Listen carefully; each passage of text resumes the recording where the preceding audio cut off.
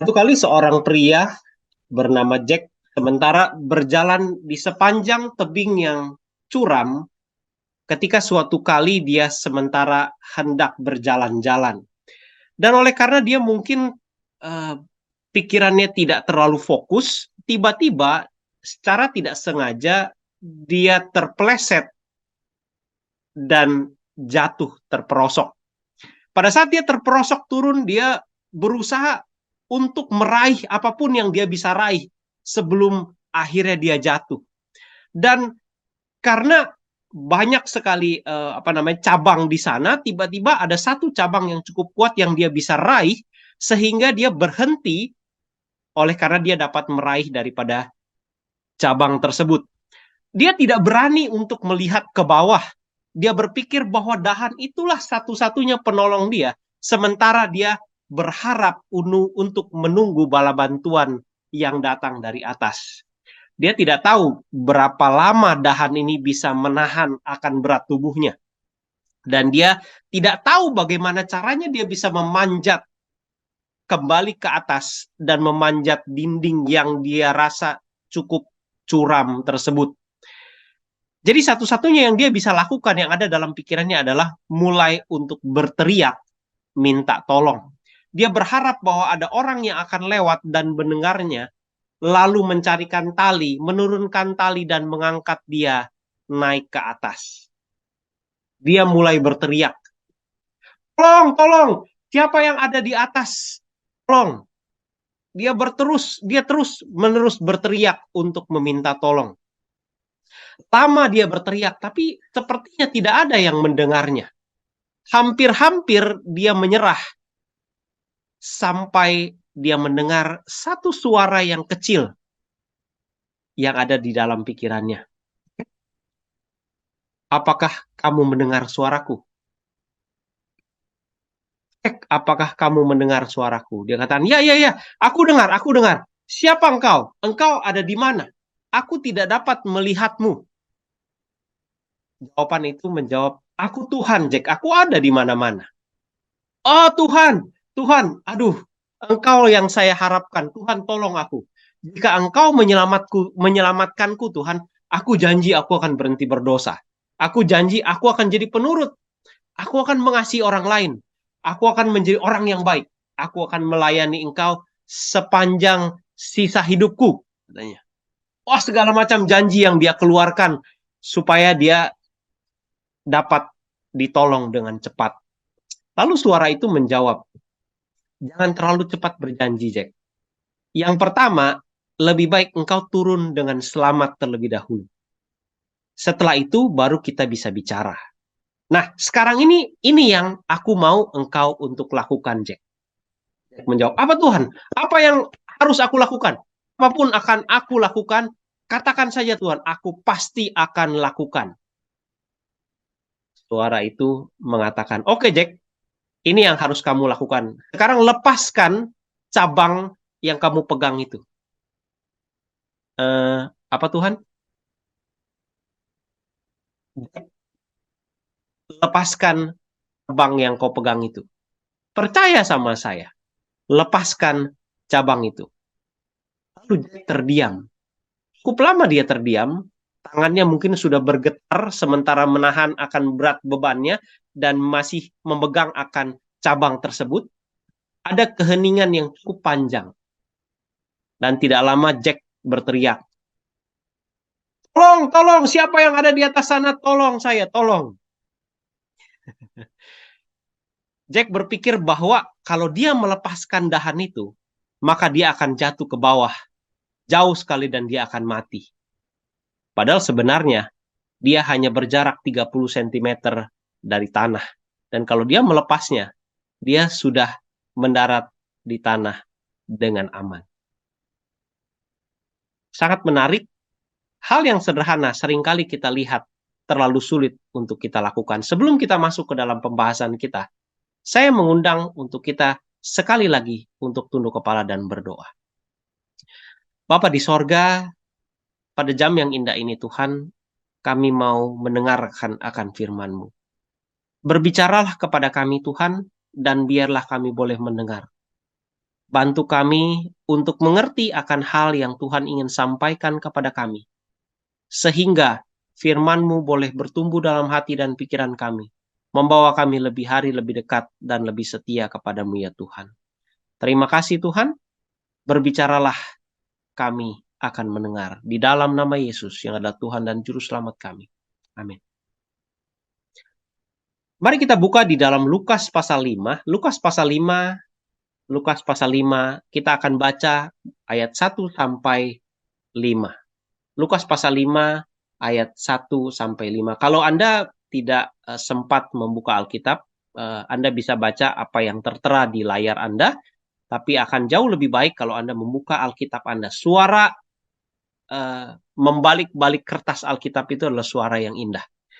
Lukas pasal 5 ayat 1 sampai 5. Pada satu kali Yesus berdiri di pantai Danau Genesaret, sedang orang banyak mengerumuni dia hendak mendengarkan firman Allah.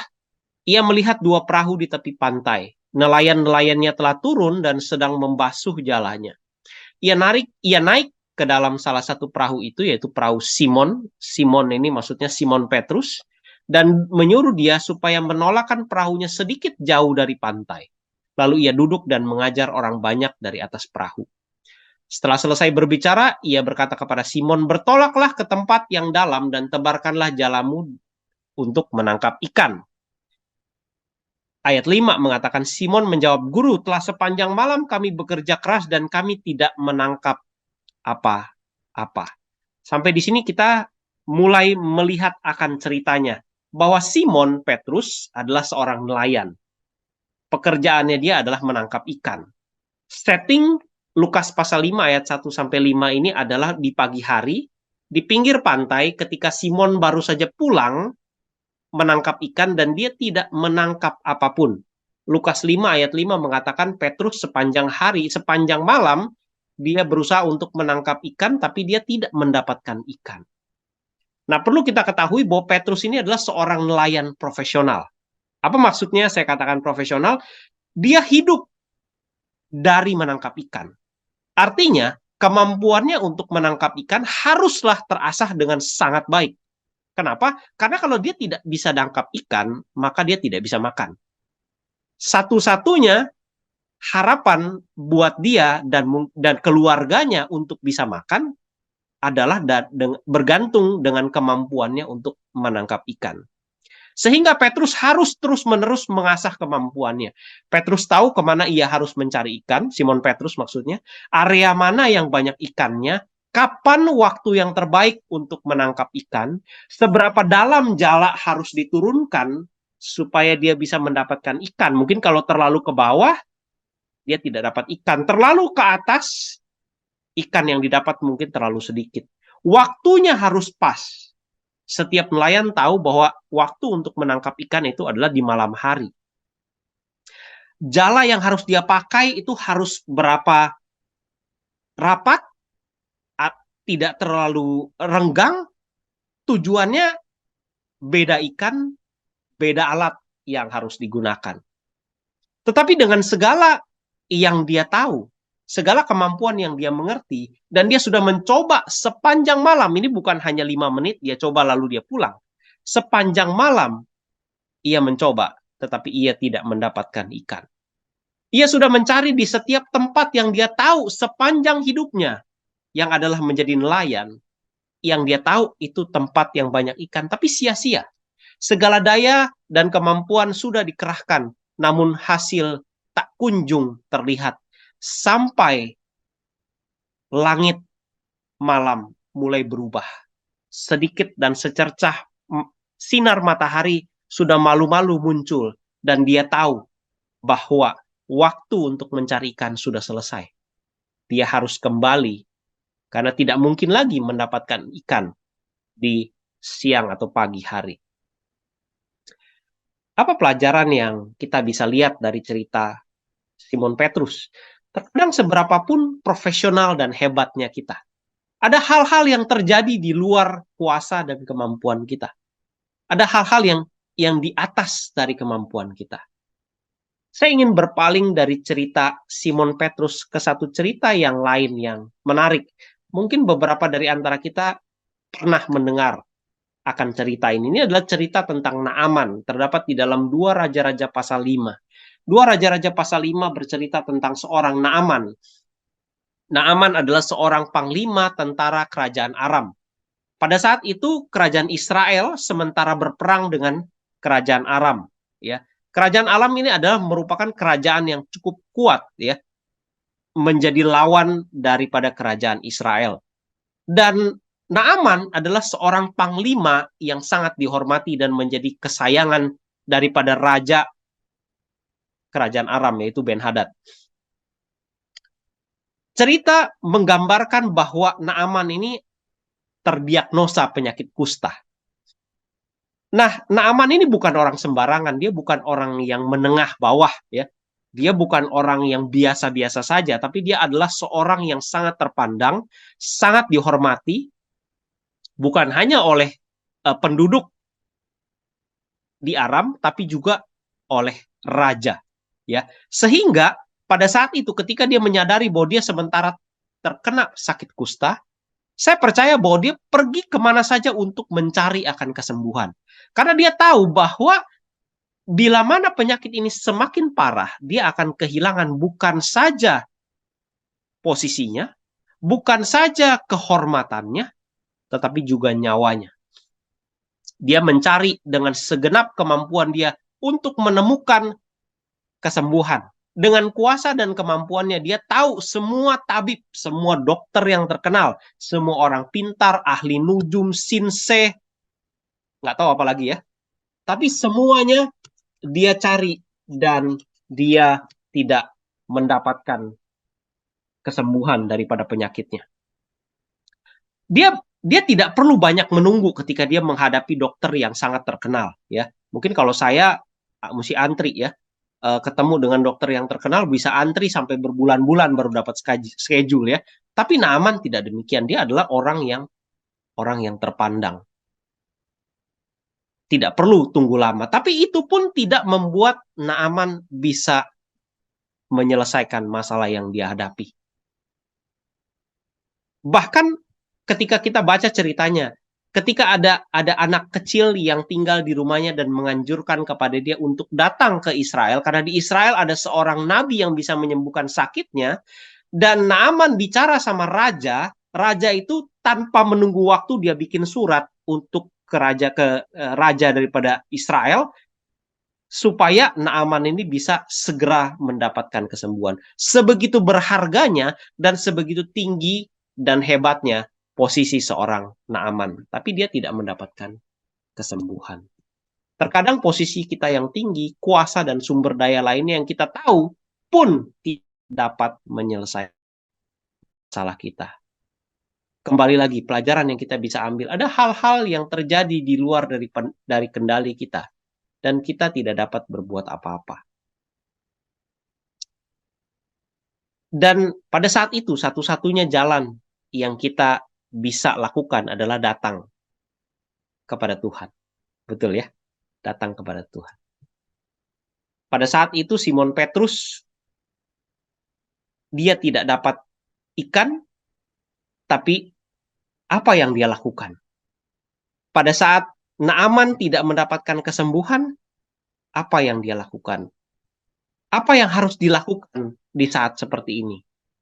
Simon Petrus datang dan duduk dekat kaki Yesus. Mari kita lihat sedikit lebih detail dari ceritanya. Kita akan baca lagi di dalam Lukas 5 ayat 1 sampai 4. Pada satu kali saya ulang lagi supaya kita bisa tahu awal mulanya. Pada satu kali Yesus berdiri di pantai Danau Genesaret, orang banyak mengerumuni dia hendak mendengarkan firman Allah.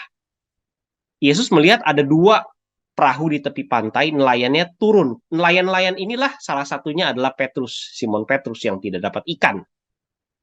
Ia naik ke salah satu perahu itu, yaitu perahu Simon Petrus, dan menyuruh dia untuk menolakkan perahunya sedikit jauh ke pantai. Nah, Anda bayangkan kalau kita jadi Petrus ya, pada saat kita sementara sudah lelah, kita sudah melakukan segala macam cara yang kita bisa dapatkan, dan kita sudah lelah dan saya mau pulang untuk beristirahat. Tapi pada saat dia sampai di tepi pantai, dia melihat ada setting di mana Yesus sementara dia mencari tempat untuk bicara, dan ada banyak orang yang sementara mau mendengarkan akan firman Tuhan. Simon Petrus tidak pulang, tapi dia mengambil waktu untuk mendengarkan akan firman Tuhan. Saya percaya bahwa Simon Petrus itu lelah. Sepanjang malam dia kerja cari ikan, lelah fisik, lelah pikiran. Baru saja mengambil keputusan untuk pulang, dia belum tidur mungkin sepanjang malam.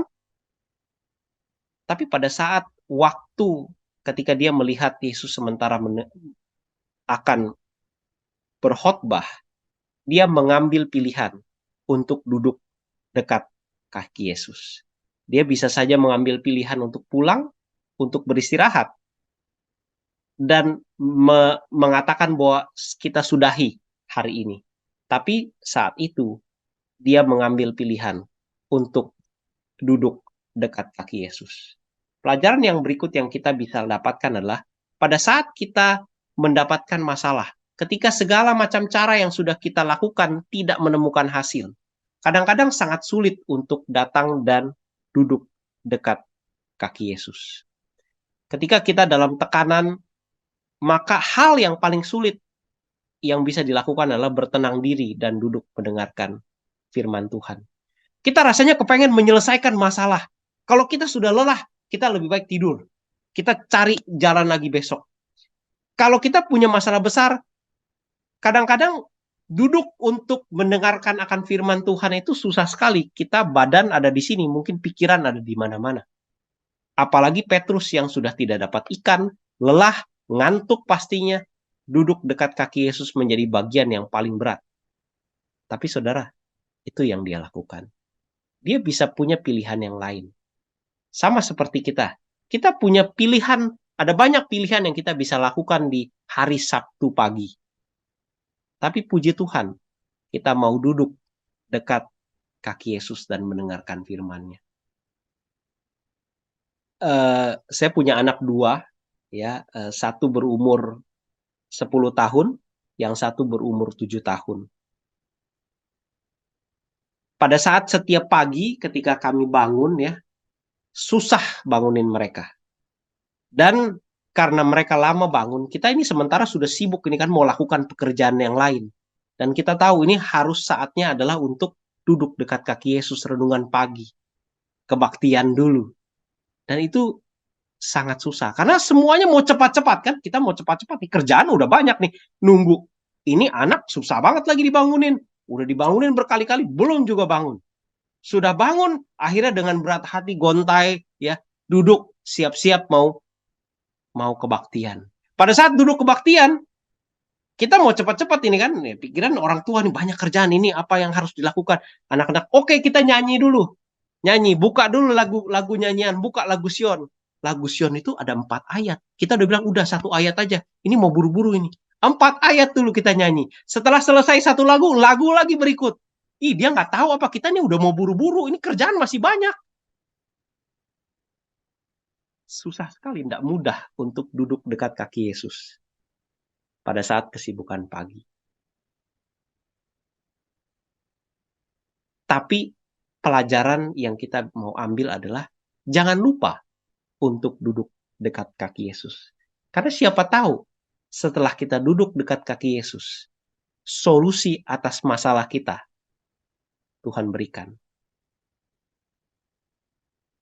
Seorang pembaharui pernah berkata demikian. Saya berdoa setiap hari, setiap pagi 3 jam lamanya. Loh, kenapa kamu berdoa lama sekali? Bukankah kamu adalah seorang yang paling sibuk? Dia katakan. Justru karena saya adalah seorang yang paling sibuk, saya butuh waktu 3 jam untuk bertemu pencipta saya, supaya saya bisa selesaikan pekerjaan-pekerjaan saya. Seringkali kita melihat bahwa duduk dekat kaki Yesus, bertenang diri, mendengarkan firman-Nya, berdoa adalah hal yang paling makan waktu. Tapi seringkali justru itulah yang penting untuk kita lakukan. Karena logikanya begini. Kalau Allah semesta alam adalah Allah atas segala sesuatu, Allah yang memiliki hikmat di atas segala-galanya, bukankah Dia yang paling tahu jawaban dari semua pertanyaan dan masalah kita? Dan kalau Allah yang demikian hebat, yang memiliki jawaban atas segala-galanya, tidak diberikan kesempatan untuk menjawab dan untuk menyelesaikan kita punya masalah, kenapa kita harus datang kepada orang, kepada jaringan kita, yang kita lihat sepertinya adalah yang terbaik? Tapi kalau kita mau bandingkan dengan Tuhan, bukankah sangat jauh berbeda? Tetapi sangat sulit untuk duduk dekat kaki Yesus. Lukas pasal 5 ayat 4 dan 5 selanjutnya.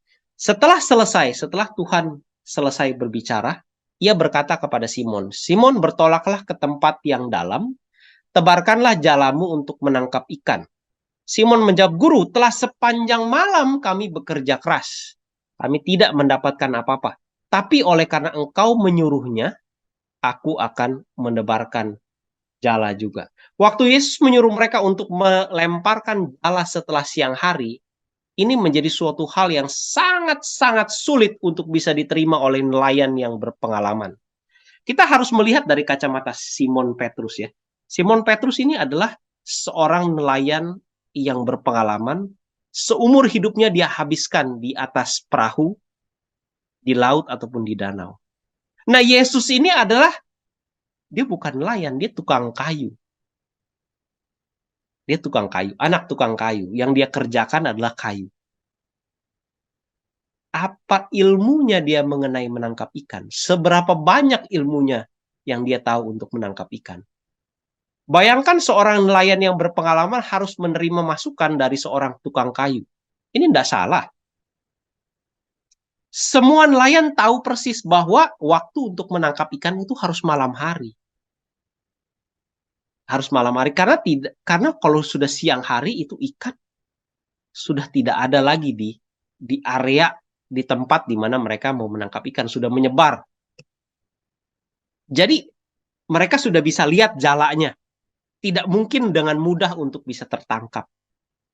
Tidak mudah buat Petrus untuk bisa menerima akan pengkhotbah tukang yang punya latar belakang tukang kayu untuk bisa mengajarkan kepada Petrus bagaimana caranya menangkap ikan. Itu sama seperti saya ketika saya punya masalah akan mobil saya, lalu saya datang kepada dokter. Dokter, saya punya masalah. Salah, itu nggak ada. Bagaimana caranya dia bisa menyelesaikan? Dia punya latar belakang itu berbeda. Atau ketika kita sakit baru kita datang kepada montir, saya punya masalah ini. Itu tuh sesuatu hal yang sulit untuk bisa diterima. Hal yang sangat sederhana, tapi tidak mudah untuk diterima. Sama seperti cerita tentang Naaman. Kalau kita baca di dalam 2 Raja-Raja pasal 5 ayat 10-12. Elisa menyuruh seorang suruh, ini ceritanya pada saat itu Naaman sudah meminta kepada Raja Ben-Hadad untuk izin supaya dia pergi ke Israel untuk menemui nabi itu, karena dia tahu bahwa nabi itu akan membawa kepada kesembuhan. Lalu Ben-Hadad, raja daripada Aram, menulis surat kepada Raja Israel, ini saya punya anak buah, dia mau pergi untuk meminta kesembuhan. Lalu Raja Israel itu dia mengoyakkan tubuhnya, dipikir ini cari gara-gara nih. Bagaimana saya disuruh bisa sembuhkan dia punya anak buah? Lalu Elisa, nabi di Israel, menyuruh seorang suruhan kepadanya itu maksudnya kepada Raja Israel, untuk mengatakan, pergilah mandi 7 kali ke dalam sungai Yordan. Elisa menyuruh seorang suruhan pergi kepada Naaman, ya. Jadi singkat cerita, Naaman sudah sampai di Israel, dia sudah datang ke rumah daripada Elisa, lalu Elisa tidak keluar. Dia menyuruh akan suruhannya, Gehazi, untuk keluar, kasih tahu sama Naaman. Pergilah mandi 7 kali dalam sungai Yordan, maka tubuhmu akan pulih kembali sehingga engkau menjadi tahir. Lalu Naaman gusar. Dia berkata, aku sangka bahwa setidak-tidaknya ia datang keluar dan berdiri memanggil nama Tuhan Allahnya, lalu menggerak-gerakkan tangannya di atas tempat penyakit itu, dan dengan demikian menyembuhkan penyakit kustaku. Bukankah di tempat kami itu ada Abana dan Parpar, sungai-sungai Damsik yang lebih baik, lebih bersih dari segala sungai di Israel. Bukankah aku dapat mandi di sana dan menjadi tahir? Lalu pulanglah ia dan berpaling karena panas hati. Solusi atas masalah Naaman sederhana. Solusi atas masalah Petrus sederhana. Petrus disuruh pergi, buang jala di area yang dalam. Naaman disuruh mandi di Sungai Yordan. Solusinya terlalu sederhana, tidak masuk akal dan merendahkan harga diri. Perhatikan kata-kata Naaman tadi. Oh, aku pikir dia itu paling nggak keluar kayak. Emang dia nggak tahu kalau saya ini adalah panglima tentara Aram. Saya ini orang yang sangat terkenal. Saya ini adalah orang yang sangat terpandang. Paling tidak yuk keluar kek. Ya kan? Terus mungkin ya apa namanya mantra-mantra panggil nama Tuhan, gerakan tangan sedikit ya, baru sembuhkan. Kenapa saya disuruh mandi di Sungai Yordan? Terlalu sederhana sehingga sehingga Naaman merasa bahwa ini tidak masuk akal dan tidak akan bisa menyelesaikan masalah. Orang sakit kok disuruh makan buah, makan sayur, jemur matahari, olahraga. Nggak masuk di akal, terlalu sederhana. Dikasih kayak atau apa obat atau apa mungkin kayu dari mana yang susah sekali untuk ditemukan ya kan supaya bisa sembuh. Terlalu sederhana, nggak masuk akal. Apalagi hanya lakukan hal-hal yang sederhana ini merendahkan harga diri saya. Sama seperti Naaman. Sama seperti Simon Petrus. Saya ini yang paling tahu gimana caranya tangkap ikan. Suruh saya pergi melaut untuk pergi tangkap ikan di waktu siang hari demikian. Nggak akan dapat ikannya. Ada banyak orang yang sakit kanker ketika datang berkonsultasi di Cancer Support Center, malah disuruh keluar berhenti kerja. Nggak ada hubungannya saya sakit kanker dengan berhenti kerja. Terlalu sederhana, tidak masuk akal, dan merendahkan harga diri. Tapi bukankah Alkitab berisi banyak sekali solusi yang sederhana dan tidak masuk akal? Kalau kita masih ingat akan cerita Gideon yang sementara berperang melawan 135 orang, dia sudah bawa 20.000 orang. Ini pun dia rasa terlalu sedikit. 20.000 bagaimana caranya bisa menang melawan 135.000 orang? Tapi gimana Tuhan bilang? Suruh pulang. Terlalu banyak, suruh pulang. 300 orang sudah cukup. Itu pun 300 orang ini tidak bawa senjata. Hanya bawa sangkakala, trompet ya, bawa buyung ya, bawa apa namanya ya, semacam ember tapi dari periuk ya, dan obor. Jangan nggak bawa senjata. Bagaimana bisa menang? Terlalu sederhana, tidak masuk di akal, tidak bisa dilakukan, pasti salah. Yosua hendak mengalahkan tembok Yeriko. Tuhan bilang, nggak usah bawa pasukan. Yang turun maju ke depan adalah paduan suara, keliling tembok nyanyi. 1 hari 1 kali. Hari ke-7, 7 kali. Ya. Jadi kalau ditanya, berapa kali orang Israel mengelilingi tembok Yeriko sampai rubuh? Jawabannya bukan 7 ya saudara ya, 13. Ya. Kalau jawaban Anda 7 itu salah, 13 kali. Ya.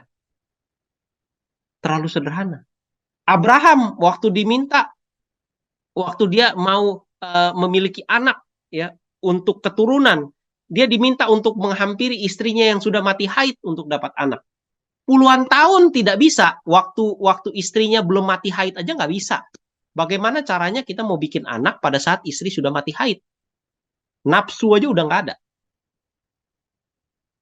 Bagaimana caranya mau bisa punya anak? Demikian juga dengan Ishak dan Yakub. Ya, terlalu sederhana. 2 Raja-Raja 5 ayat 13. Nah ini perhatikan apa yang dikatakan oleh pegawai-pegawai daripada Naaman. Karena Naaman kesel sekali dia mau pulang. Tapi pegawai-pegawainya datang mendekat serta berkata kepada Naaman, Pak, kalau Nabi itu menyuruh perkara yang susah, cari apa namanya kulit kayu dari mana, entah beratah mana, bukankah justru Bapak lakukan? Apalagi ini cuma gampang kok, cuma pergi mandi, engkau akan tahir. Masa perkara yang mudah ini kau nggak mau lakukan? Kenapa sulit? Kenapa sulit sekali untuk melakukan hal yang sangat-sangat sederhana? Karena hal yang sederhana ini butuh iman. Karena hal yang sederhana ini bertolak belakang dengan paham umum. Melepaskan dahan pada saat sementara bergantung di tebing, itu adalah hal yang tidak masuk di akal. Menyelesaikan masalah dengan cara itu, bisa jadi taruhannya adalah masalah bukan selesai, tapi justru makin besar. Tapi saudaraku yang terkasih dalam Tuhan, bukankah Tuhan kita itu adalah Tuhan atas kemustahilan? Sebab kalau Tuhan kita yang Tuhan kita yang uh, Tuhan kita yang besar, Allah semesta alam itu bergerak di ranah kemungkinan, maka bukankah dia sama saja sama kita? Sama saja dengan orang-orang yang lain. Bahwa bekerja di dalam teori kemungkinan. Nah, ini memang wajar, jadi akhirnya kita bisa selesai daripada masalah. Tapi Tuhan kita adalah Tuhan yang besar. Dia bisa melihat di mana kita tidak bisa melihat. Dan seharusnya jawaban kita seperti jawaban Simon Petrus. Tuhan, ini tidak masuk akal, terlalu sederhana. Tapi, karena ini Engkau yang bilang. Karena ini Engkau yang bilang. Saya akan lakukan. Sama seperti Naaman. Terlalu sederhana. Tapi karena saya tahu ini datang dari Tuhan, saya akan lakukan. Dan kita tahu ceritanya, Lukas pasal 5 ditutup dengan Simon Petrus mendapatkan ikan yang begitu banyak, bahkan jalannya hampir koyak. Dan dia memerlukan bantuan orang lain untuk membawa ikan yang demikian banyak. Sesuatu yang tidak masuk di akal. Dan Naaman, pada saat dia mandi, mungkin pada saat dia celupkan tubuhnya pada kali yang pertama, nggak ada perubahan. Tidak ada yang berubah dari kulitnya. Masih terkena kusta. 2 kali, 3 kali, 4 kali, bahkan yang ke-6 kali mungkin masih ada. Tapi pada kali yang ke-7, dia sembuh. Ada banyak orang mungkin yang berhenti di kali yang kedua, di kali yang ketiga, di kali yang keempat. Dan akhirnya tidak sembuh. Tapi Naaman menyelesaikannya. Dan pada saat itulah dia akhirnya menemukan akan Tuhan dan kebenarannya. Dia katakan, saya cuma mau minta satu hal. Pada saat raja saya itu masuk dan menyembah kepada dewa-dewanya, saya minta diizinkan karena saya harus temenin dia. Tapi saya tahu Allah yang benar hanyalah Allah di Israel. Seringkali masalah-masalah itu datang, Tuhan tempatkan di sana supaya kita bisa ketemu dengan Tuhan. Supaya kita bisa ambil waktu untuk duduk dekat kaki Yesus. Saya tidak janjian tadi dengan Ibu Dona, tapi kesaksian yang dia berikan sangat-sangat sesuai dengan firman pada hari ini. Bahwa tidak ada lagi yang bisa dilakukan, hanya menunggu untuk kemo. Satu-satunya yang dia bawa adalah Alkitab, dan itu adalah hanya waktu untuk bisa duduk tenang dan baca. Dan itulah waktu yang diperlukan. Mungkin terkadang kita terlalu sibuk. Sama seperti seseorang ketika dia terlalu sibuk, perlu ada orang yang mengingatkan dia untuk berhenti. Dan kadang-kadang dia sudah terlalu tinggi, tidak ada lagi yang bisa mengingatkan dia terkecuali daripada Tuhan. Dan satu kali seorang pekerja, dia sementara lagi bekerja di bawah, dan di atas, di rumah pekerjaan bangunan itu, di atas sementara ada orang juga bekerja. Dan orang yang di atas ini mau panggil orang yang di bawah untuk bawain sesuatu untuk naik ke atas. Dia panggil-panggil, yang di bawah itu tidak dengar. Masih dengan sibuk dengan pekerjaannya.